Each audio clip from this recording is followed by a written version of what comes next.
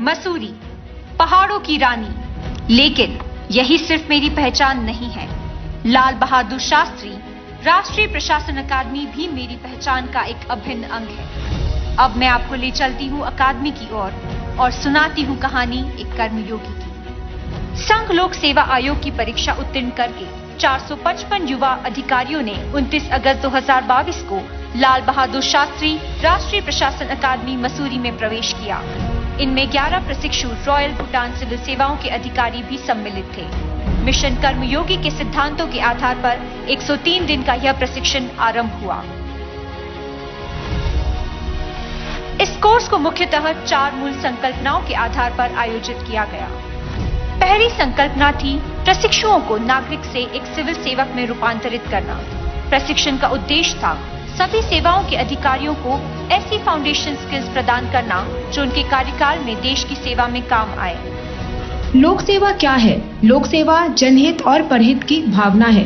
गांधी जी के शब्दों में कहूं तो उन्होंने एक तालिस्मान दिया था कि जिस दिन तबके में खड़े सबसे अंतिम वर्ग के व्यक्ति तक हम पहुंच पाए, तभी हमारी लोक सेवा की भावना परिपूर्ण हो सकती है। प्रशिक्षु अधिकारियों को लोक नीति, फाइनेंशियल एडमिनिस्ट्रेशन, कानून, अर्थशास्त्र, राष्ट्रीय सुरक्षा और डेटा एनालिटिक्स जैसे महत्वपूर्ण विषयों पर विश्व स्तरीय जानकारी उपलब्ध कराई गई। अलग अलग विषयों के 254 विशेषज्ञों ने 560 घंटों से अधिक अवधि में अपने अनुभवों के आधार पर प्रशिक्षु अधिकारियों को व्यवहारिक जानकारी प्रदान की। पार्टिसिपेंट्स को सेल्फ से सेल्फलेसनेस की ओर अग्रसर करने के लिए उनमें एनोनिमिटी, एबिलिटी और ऑस्टेरिटी के गुण विकसित करने का प्रयास करना हमारी दूसरी संकल्पना थी। 10 दिनों की village visit, Himalayan track, Kutch के रेगिस्तान और सीमावर्ती इलाकों ने प्रशिक्षु अधिकारियों को जीवन को उनके नजरिए से जीने का अवसर दिया। हमें ग्राउंड लेवल वर्कर्स से इंटरेक्ट करने का मौका मिला।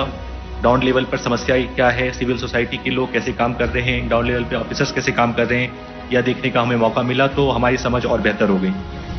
पार्टिसिपेंट्स को सिटीजन सेंट्रिक बनाने के मकसद से सबका विकास कार्यक्रम में पद्मा अवार्डी से संवाद, SSG मेला, निकटवर्ती गांवों में आयुर्वेद कैंप, ब्लड डोनेशन जैसी गतिविधियों के जरिए प्रतिभागियों को निस्वार्थ भाव से कार्य करने के लिए तैयार किया गया।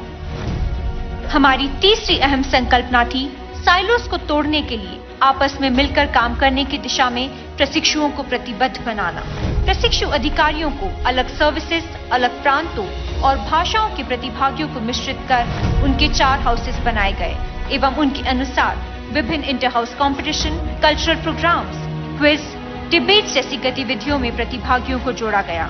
सिविल मिलिट्री सामंजस्य को मजबूत करने के लिए इंडियन मिलिट्री एकेडमी के साथ एग्जीबिशन मैचेस का आयोजन किया गया। इंडिया डे के माध्यम से एक भारत श्रेष्ठ भारत का संदेश दिया गया।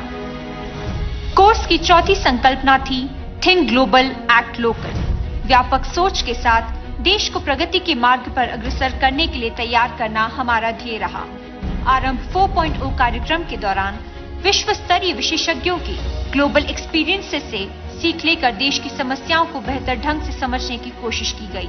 वर्ल्ड बैंक, IMF और CMU जैसे प्रतिष्ठित संस्थानों के साथ जोड़कर पार्टिसिपेंट्स का अंतर्राष्ट्रीय मानकों पर सर्टिफिकेशन करवाया गया। माननीय प्रधानमंत्री जी से प्रेरणा लेकर अकादमी ने हेल्थ से आगे बढ़कर हर एक प्रशिक्षु की फिटनेस पर जोर दिया और सेल्फ गाइडेड लर्निंग पाथवे को फॉलो करने के लिए प्रेरित किया। राष्ट्रीय एकता दिवस की पूर्व संध्या पर सरदार पटेल की राष्ट्रीय स्मारक स्टैच्यू ऑफ यूनिटी पर 461 सिविल सर्वेंट्स ने सूर्य नमस्कार करके एक नया विश्व रिकॉर्ड स्थापित किया। 2047 तक हम सब मिल करके विकसित भारत के सपने को साकार करना। इस तरह अकादमी मैं नहीं हम की मूल भावना के साथ देश और देशवासियों की सेवा के लिए भावी सिविल सर्वेंट्स को फ्यूचर रेडी बना रही है। मैं मसूरी बेहद गर्व के साथ आपसे साझा करती हूँ कि मैं वह जननी हूँ जिसकी गोद में देश सेवक तैयार होते हैं, जिन्हें मसूरी वाला कर्मयोगी कहा जाता है।